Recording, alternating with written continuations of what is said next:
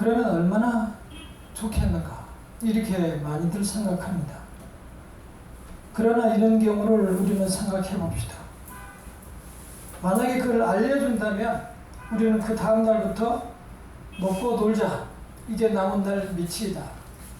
또 자고 나면 그 다음 날 이제 벌써 또 하루가 지났구나, 이제 하루가 들어왔구나, 그렇게 나를 계속 세면서 불안해서 결국은 정해진 날까지 살지도 못할 것이 우리의 인생입니다. 알려주지 않는 것이 복이고 은혜입니다. 나의 미래를 알고 또 끝을 아시는 분은 오로지 한 분뿐입니다. 나의 성공과 실패, 또 직장과 결혼 대상자, 교통사고가 날 건지 안 날 건지, 나의 죽는 날까지, 그리고 내가 죽으면 문상을 올 사람까지 오로지 아시는 분은 한 사람뿐입니다.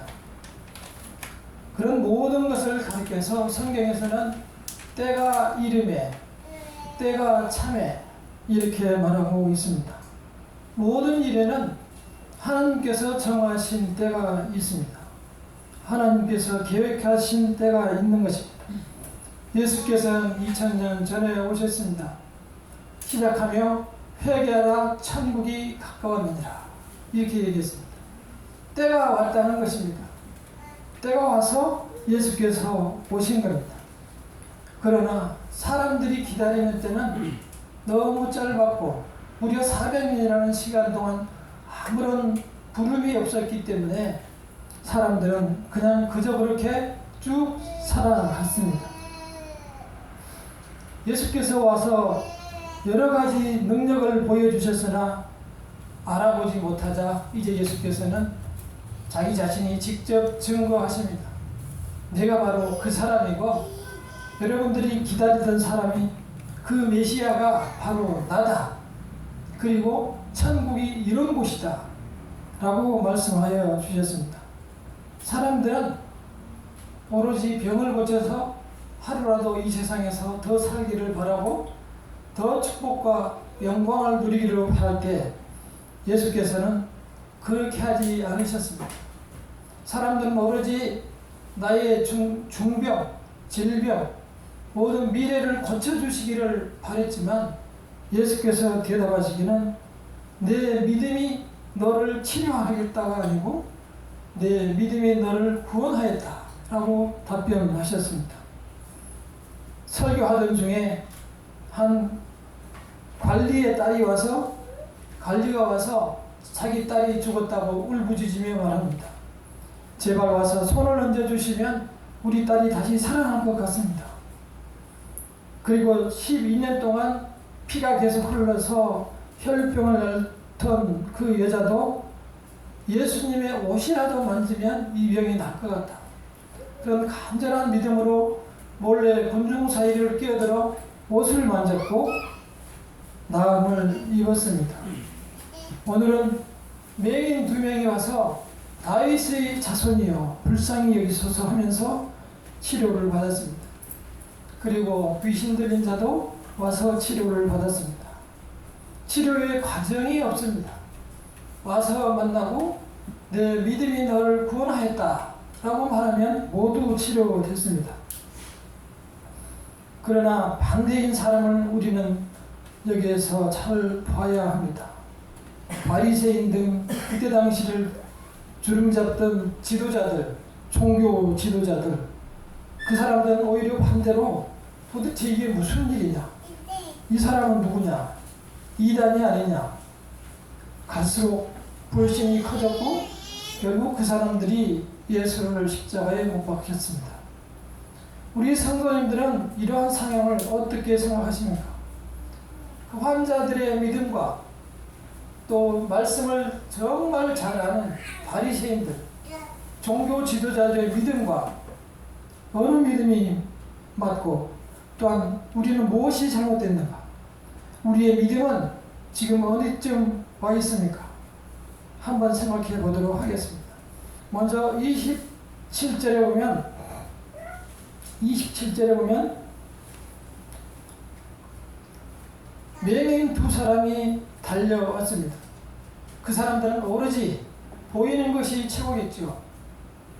보이는 자리도 한 번도 보지 못했기 때문에 지금 어디서 예수가 오셨는지는 모르지만 군중들이 몰리는 것으로 달려갔을 것입니다.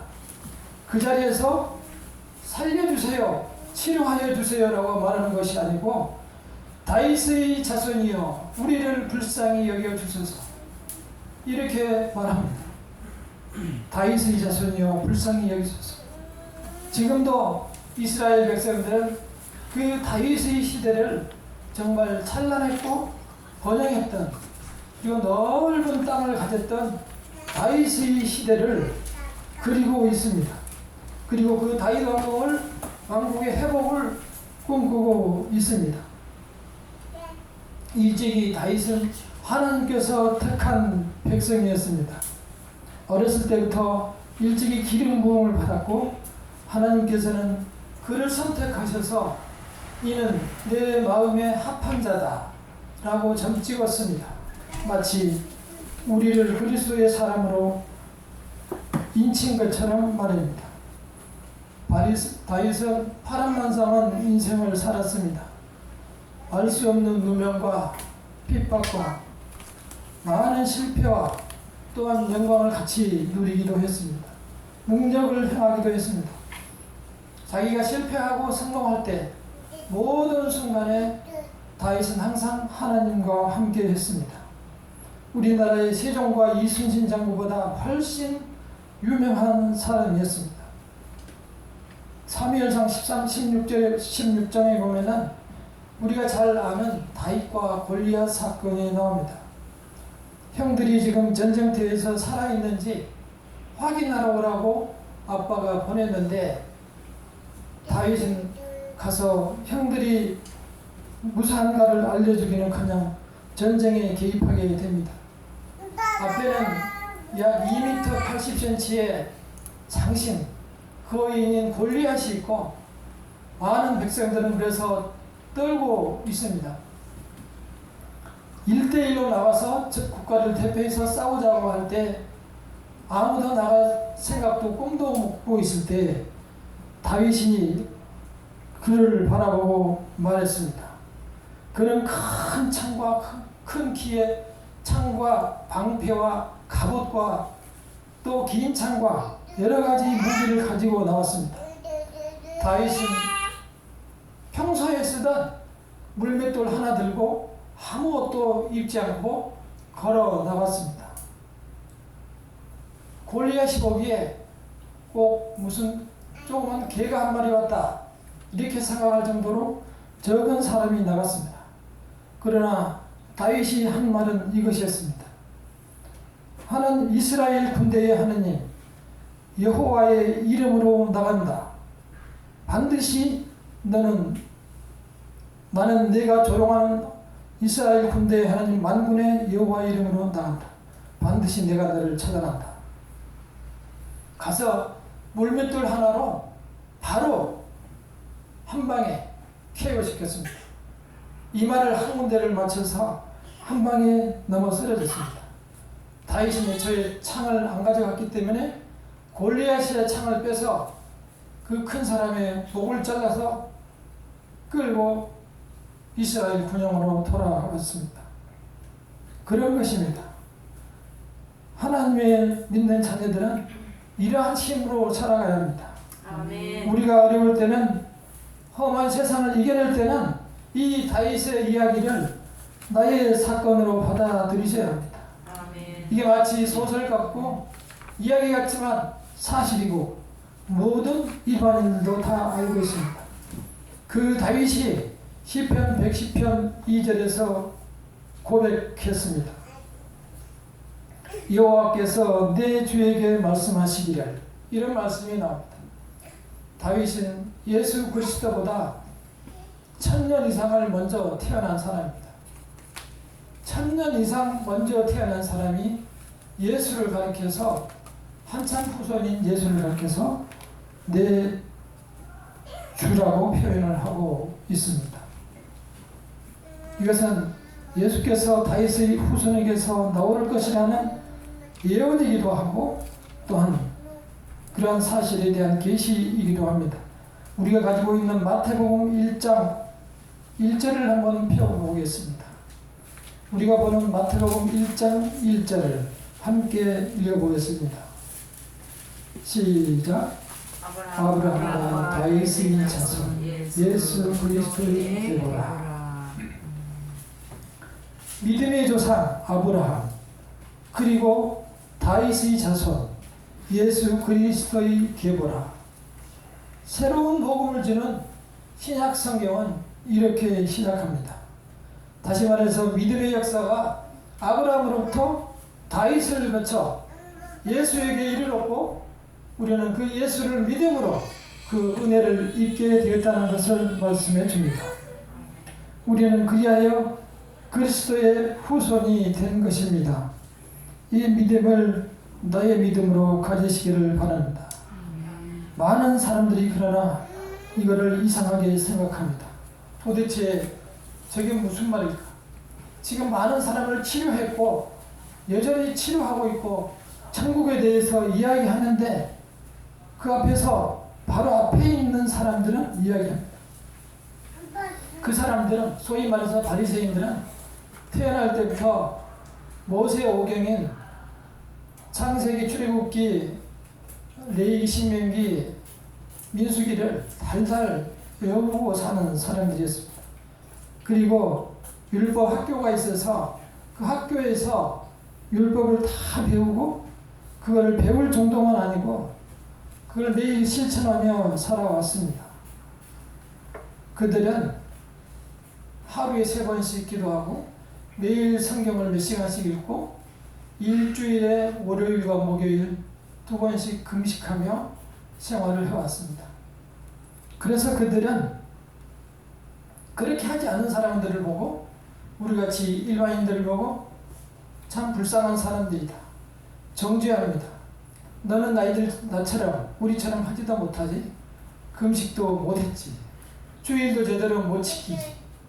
구별된 삶도 못 살지. 이 구원받지 못할 사람들. 이렇게 정죄합니다. 그 사람들은 예수 앞에서 지금 얘기합니다. 도대체 이 사람이 누구냐? 이 사람 이단 아니냐? 이 사람이 무슨 신성모독을 하고 있냐? 구원은 하나님만 주는 건데 이 사람이 감히 와서 구원을 베푼다니 이렇게 의심을 하고 있는 것입니다. 우리는 이 두 사람들의 믿음을 비교하고 나의 믿음의 주소를 확인하시기를 바랍니다. 세상이 어려울 때마다 나도 다윗의 후손이여 나를 불쌍히 여기소서 기도를 할 수 있기를 바랍니다. 그 환자들의 기도가 여러분들의 기도가 되시기를 바랍니다. 또한 기쁘고 즐거운 일이 있을 때도 다윗의 후손 예수 그리스도여 우리를 평안하게 하여 주셔서 감사합니다. 기도할 수 있기를 바랍니다. 두 번째는 이 바리새인들의 신앙을 우리가 잘 지켜봐야 합니다. 그들의 신앙은 이렇게 형식적인 것이고 습관적인 것이었습니다. 예수께서 치료하실 때 맨 앞에 앉아서 보고 있던 그들, 따라 내 믿음이 너를 구원하였다 라고 할 때 그 앞에 있던 사람들, 그 바리새인들은 강한 불신의 모습을 보여줍니다. 그리고 9장 34절을 함께 읽어보겠습니다. 지금 우리가 읽었던 9장 34절. 바리새인들은 이르되 그가 귀신의 왕을 의지하여 귀신을 쫓아낸다 하더라. 예수께서 귀신을 쫓아낼 때 예수한테 지금 귀신이 쓰여서 귀신의 왕인 바알세불이 지금 치료하고 있구나. 이렇게 이제 소위 뒤집어 씌우는 거죠. 그러나 우리는 그들이 얼마나 형식적인 삶을 살고 있는가에 대해서 우리 자신이 돌봐야 됩니다. 지금도 그들은 할랄 식품이라고 구약 성경에 나와 있는 구별된 식품을 먹으며 메시아를 아직도 기다리고 살아갑니다. 미국에 가면 그러한 6월절인가요? 그러한 날짜가 있어서 아직도 지키며 살아가고 그들 방식의 예배를 드리고 있습니다. 예루살렘을 향하여 하루에 3번씩 기도하고 또한 여전히 그 율법을 지키면서 살아가고 예수를 기다리고 있습니다. 그러나 예수께서는 2000년 전에 오셨듯이 때가 차면, 예수께서 계획하신 때가 되면 도둑처럼 갑자기 오시는 겁니다. 우리가 생각하기에는 갑자기 오시는 것이지만 예수께는 정해진 때가 있는 것입니다. 우리는 지금 조금만 내가 더 잘 살 때, 조금만 더 형편이 나아질 때 오셨으면 좋겠다.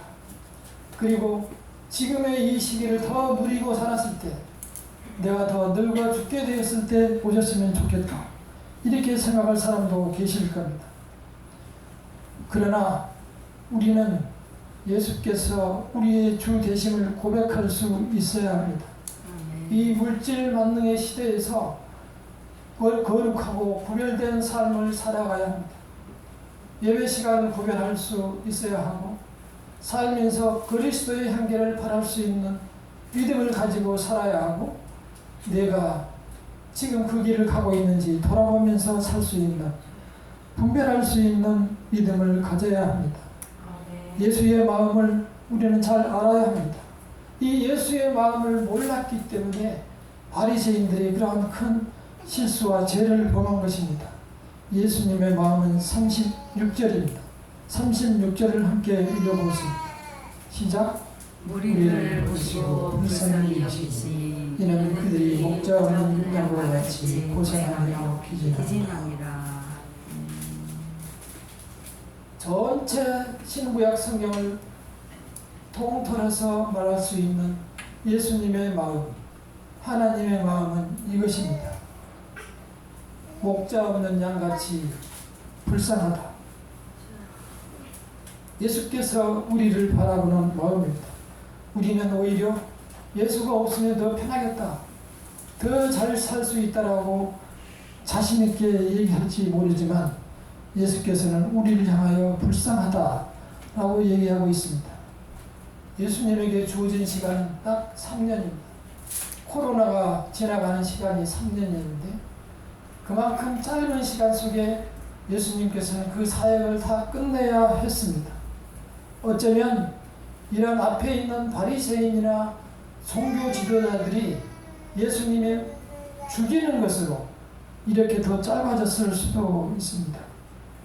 백성들은 여전히 삶에 집착하고 내가 좀만 더 고생해서 더 잘 살 수 있기를 바라지만 하나님의 시간은 정해져 있습니다. 그 순간 속에 우리는 늘 주님과 더불어 살아갈 수 있어야 합니다. 몸이 망가지도록 일하는 것이 문제가 아닙니다. 그 가운데 순간순간 주님과 더불어 살아가는 그 삶이 정말 중요합니다. 이 종교 지도자들은 거룩한 능력은 잊어버린 채 그저 그 형식에 얽매이고 있었습니다. 습관을 따라 살아가는 신앙을 주의해야 합니다. 왜 우리를 예수께서 불쌍히 보셨습니까? 이렇게 살다가 가게 그냥 두면 될 텐데, 이거는 우리는 그분의 양이고 그분의 자녀이기 때문입니다. 예수께서는 이걸 위해 오셨습니다. 이 세상이 마지막이 아니라는 겁니다.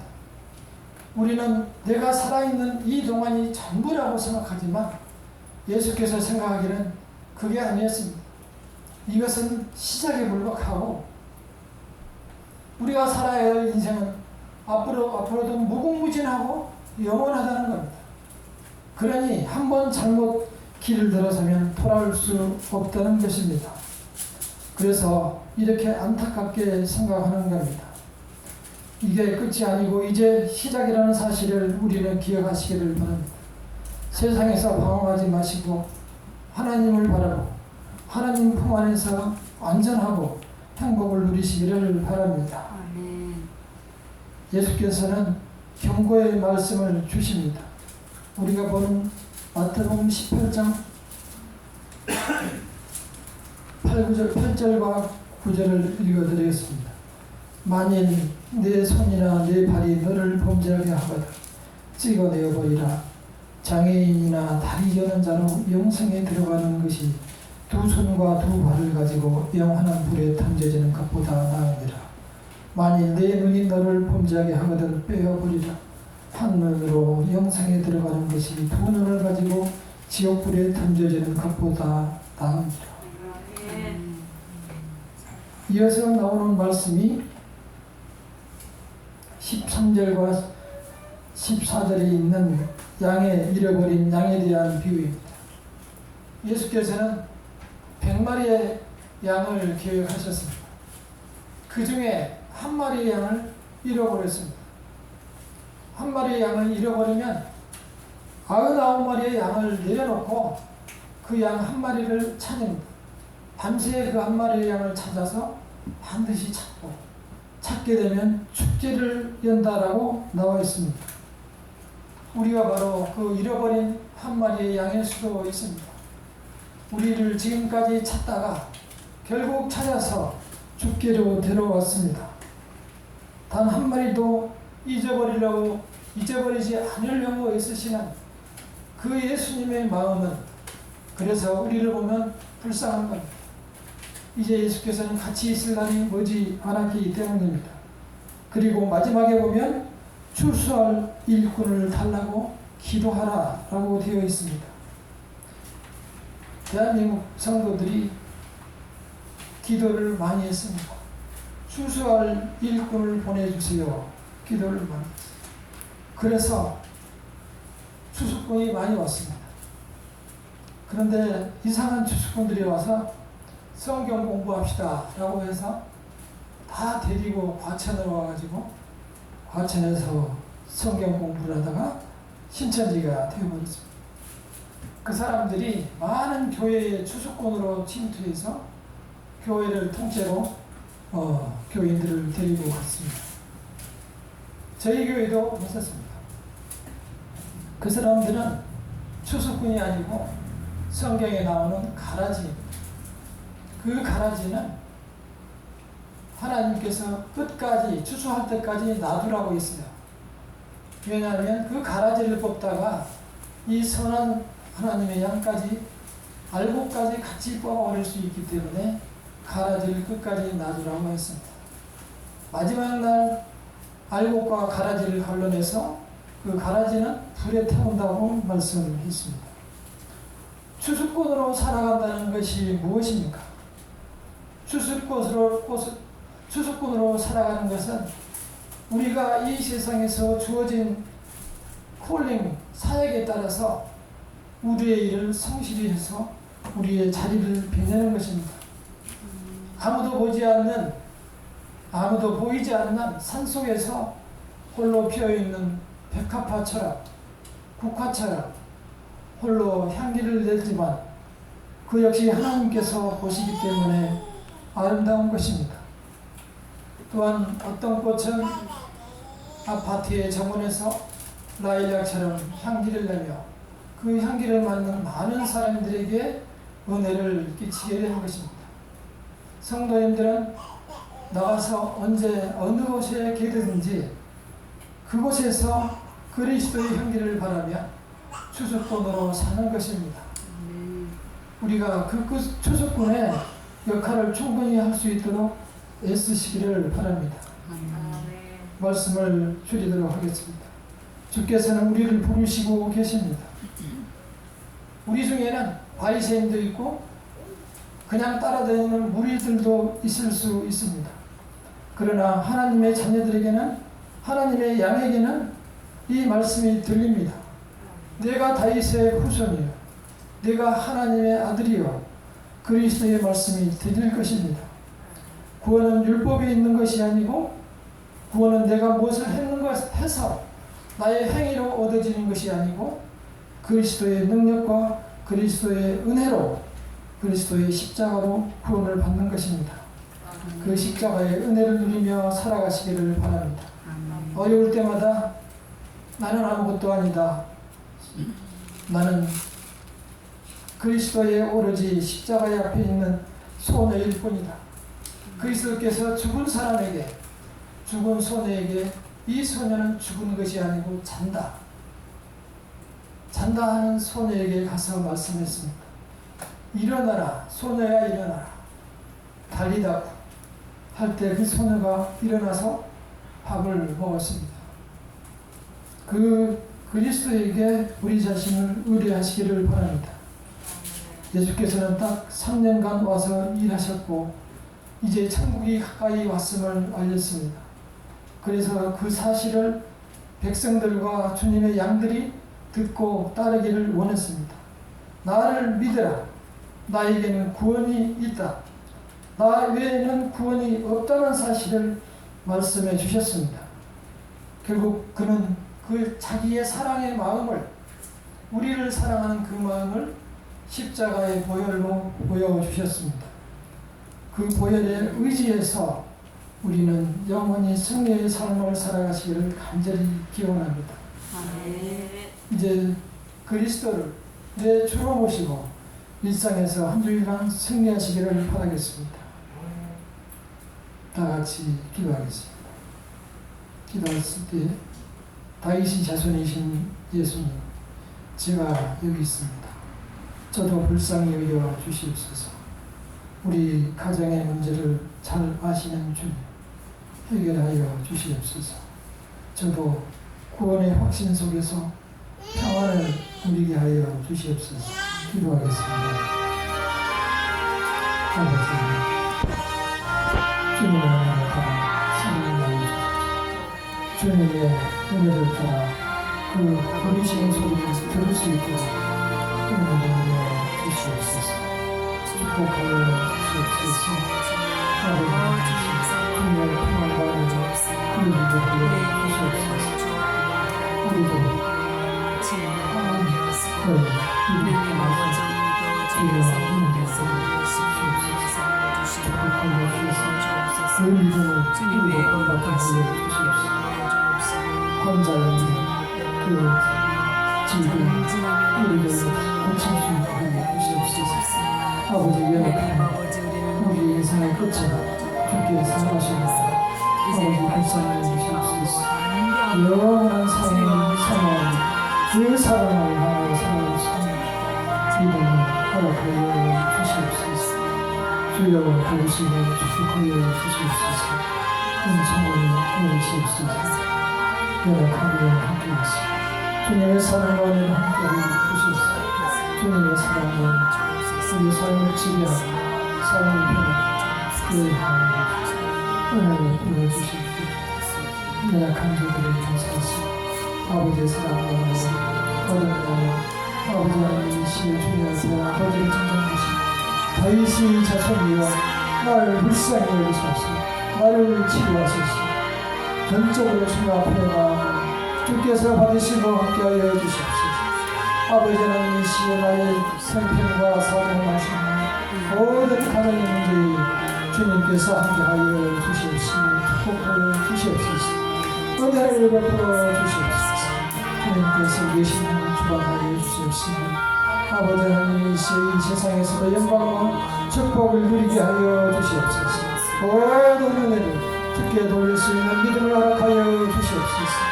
아버지 하나님의 주님께서 계시는 주께서 아버지 하나님의 모든 성도들의 마음속에 십자가에 의지하며 살아갈 수 있는 주님 앞에서 평안을 누리시는 은혜를 누리게 하여 주시옵소서. 주님의 도우시는 사랑과 우리의 삶과 인생에 함께하여 주시옵시고 주께만 영광을 돌리며 주님의 사랑에 의지해 살아갈 수 있도록 은혜를 내려 주시옵소서. 살아가면서 여러가지 어려운 문제 속에서 주께서 함께하여 주시옵시고 우리가 부르실 때마다 그곳에 함께하여 주시옵시고 능력의 손길이 함께하여 주시고 축복하여 주시옵소서. 아버지 하나님께서 모든 어려움과 파와 슬픔과 아픔을 덮어주시옵시고 치료하여 주시옵시고 십자가의 보혈로 다 깨끗게 하여 주시옵시고 이제부터 오늘부터 새 사람으로 주께 영광을 돌리며 살아가시고 도와주시옵시고 주의 성령께서 삶을 인도하여 주시옵소서. 주의 삶의 모든 길이 함께하여 주시옵시고 사랑하는 우리 자녀의 가족이